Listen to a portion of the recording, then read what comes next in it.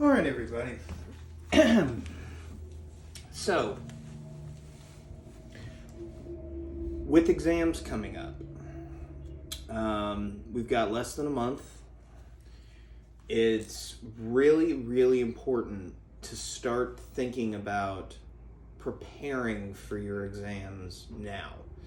And that can take a variety of forms. So it doesn't have to be just, I'm going to sit down and look over my notes, which hopefully you've taken notes and hopefully you will look over them before the exam. But including those, these are some other things that might be useful to you as you're moving forward towards the exam period. That if you have been in school for a while, or if you were a kid whose teachers or parents were real sticklers about you getting good grades and having to take standardized exams and things like that the right way, then some of this is probably going to sound familiar. For other people, these may be some things that you didn't necessarily think about before, and that's okay. So number one, first of all, I'm not amazed by this because I was this type of person too. I always assumed that the professor, during their office hours, that's when they actually did professory type stuff. You know, they graded papers, they worked on their own things they were writing, hung out with each other. I don't know. But as an undergrad, I didn't really go to most of my professors' office hours or go meet with their TAs because I figured I'd be bothering them. And they've actually done studies, and the majority of American students feel this way. Don't. All right? Office hours are the time that are specifically set apart for them to meet with you. And oftentimes nobody goes. To the point where, a lot of times I've sat there in my office and twiddled my thumbs for 45 minutes to an hour of a 2 or 3 hour office hour session, and then just gone, well, I guess nobody's coming, and so I leave. And sadly, that's something that happens far too regularly. So don't feel intimidated by office hours. Go to your professors, meet with them, talk with them about the reading, talk with them about the goals for this course, what they want you to take away from it. Your understanding of that will allow you to feel much more comfortable when it comes time to complete assignments or take exams, because you'll know what the professor is wanting from you. And a lot of times, these are things that are said in class, but until you meet with somebody one-on-one, sometimes professors don't realize that everyone isn't necessarily getting it.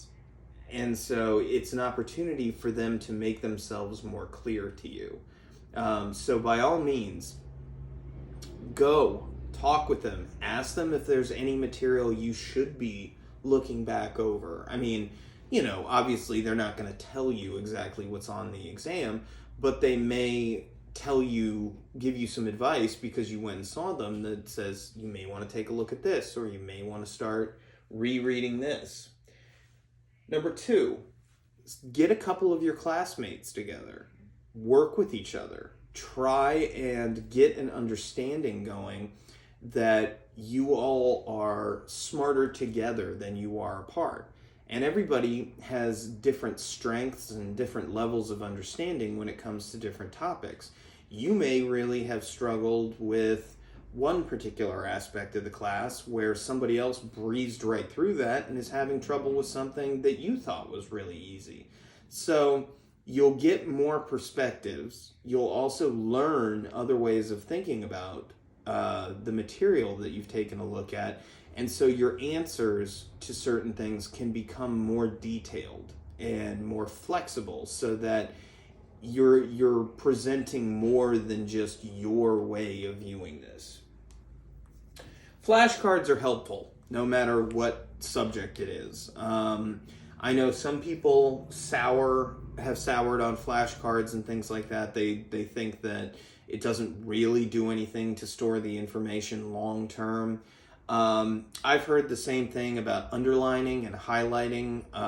My wife still underlines and highlights in books and things like that and in her notes, and she's probably the best student that I know. And I'm not just saying that because she's my wife. She's a very, very, very, very dedicated student. And so, it works for her. Don't let somebody say, oh, well, there's a study that says that doesn't really work. If it works for you, that's what's important. So if you want to use flashcards, and you can use them for just about any subject, or you like highlighting and underlining or writing notes in the margin, whatever works for you to help comprehend the material, do that. Because only you know what the right way to study is for yourself, and you'll see it in the results. I mean, if you're making A's and you're doing things that other people are saying, well, I don't do that, even if they're making A's too, it's working for you, who cares? It doesn't, in the long run, it doesn't matter. You just do what you need to do to prepare yourself. Start rereading now. And I'm not saying you have to go back to the very beginning and literally read everything, but you really want to do more than just rereading over notes you've taken. Go back and try and develop that deeper understanding. If you don't have time to go back and reread, say, a novel, then there are a couple of different options. There are study guides that are available for free or for very cheap online that will give you plot, main characters, setting, deeper meanings behind certain things, critical responses to the work. So there's definitely that. Also, there are audiobooks, and there are a lot of books that are available for free on YouTube, or if you have an Amazon account with Audible. There are a lot of free audiobooks out there. So you may want to try that while you're driving back and forth to work, back and forth to school, when you're working out or taking a walk with the dog, or whatever it is that you do. Pop those headphones in and listen to a chapter or two. It doesn't take that long. Get a planner or use the calendar function on your phone. I cannot tell you how much I have seen people either being late or missing the exam entirely because there was a miscommunication between what they thought I said or what they thought the syllabus said in the schedule, and so they just missed the exam, or they're very, very, very late. So really lay out what it's going to be like, and try and schedule yourself starting now. On this day, from this time to this time, I'm going to look at English. From this time to this time, I'm going to look at math. From this time to this time, I'm going to look at psychology. From this time to this time, I'm going to look back over, art history or whatever it might be. But really try and write it out. Or, even if you just get a piece of paper and, draw out a calendar on it or something like that. Do something so that you are forced to remember entering that stuff in and you can go back and look at it. Reorganize your notes. Go through and see if you can put them in a different format, or see if you can clean up the language in them, or, make it more condensed. Record your notes on a voice recorder app on your phone so that you can listen to them while you're walking around or, going places, so that you don't have to actually read them. It doesn't take that long, maybe about 30 to 45 seconds a page for you to read notes, into the app and then just listen to them later. There are lots of creative ways you can do this. If your professor or teacher offers a review session, take it. All right? I know a lot of times they make it optional, and it's really tempting, especially if it's on a Thursday or a Friday or a Monday or something like that, and you're not going to be on campus for much else. But if they make it optional, it means that they're not looking to punish the people that don't go, but whoever does go is going to get a severe advantage because they're going to know stuff that you don't. Alrighty? So if there is a review session, go to it. Take breaks. After about 20 to 30 minutes, your brain isn't going to retain most information anymore anyway. So get up, go take a walk, go get a snack, watch some TV, watch a YouTube or a TikTok video or something like that. Talk to some friends over social media or whatever it is. But walk around for 5 minutes and then come back, switch topics maybe, or get back into it for another half hour or so. But you don't want to keep staying with the same topic all day long. You won't retain the information as well. So I would say if you're going to study for a couple hours, try and go through a couple of different subjects in 20 to 30 minute increments. Pace yourself. Don't try and cram everything in the night before. They've shown through lots of studies that when you try and do cram sessions, you maybe remember 30% of what you're trying to do. So don't be overly invested in cramming. It doesn't really do that much for you. All it does is make you tired and confused in the end. Even if you have an exceptional memory. I have a pretty good memory, and cram sessions have not worked for me. And I have studied up until the minute they passed that test out. Lastly, teach to others.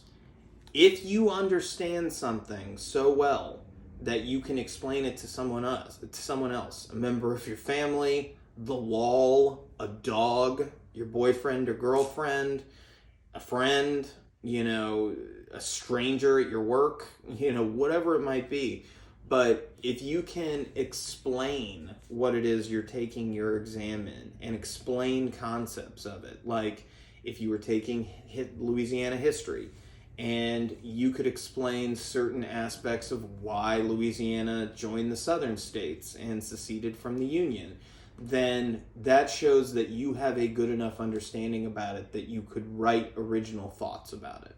Okay? So try to, once you have absorbed the material, go share it with someone else, and see if you can.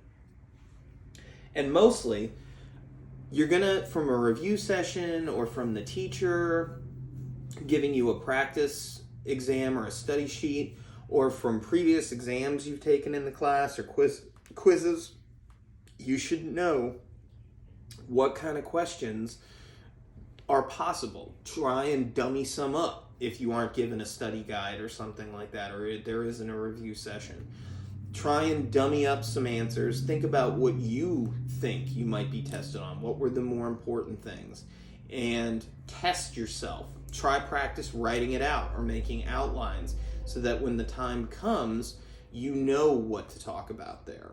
And in a future video that I'm going to record, we'll talk about ways that you can maximize success across English exams and things like that, because I've been tutoring a few people who are taking British literature or American literature or something like that, and looking at some of those study guides. They're very similar to ones that I took for years and years and years, but also with ones that I gave as a teacher. So we'll talk more about that in a separate video. But remember, go to office hours starting now.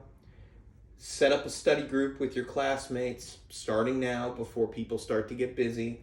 Make flashcards, underline, highlight things, do whatever you need to do. Take notes in the margins. Start rereading or refreshing yourself on the reading now and do it up to the exam. Get a planner or a schedule going so that you don't miss out on study time or, even worse, on the actual exam. Reorganize your notes. Go to the review session if one is offered. Take breaks every 20 to 30 minutes. Don't cram all the night before. Be able to teach what you're about to take a test in to others in some form of rudimentary way. And take your study guide or your review session or practice test and practice so that when the time comes, you have a really good idea of how you're going to approach it. Okay? I'll see you all in a future video where we'll talk a little bit more about how to achieve success in English and history exams. All right? You have a wonderful day, and I will see you soon.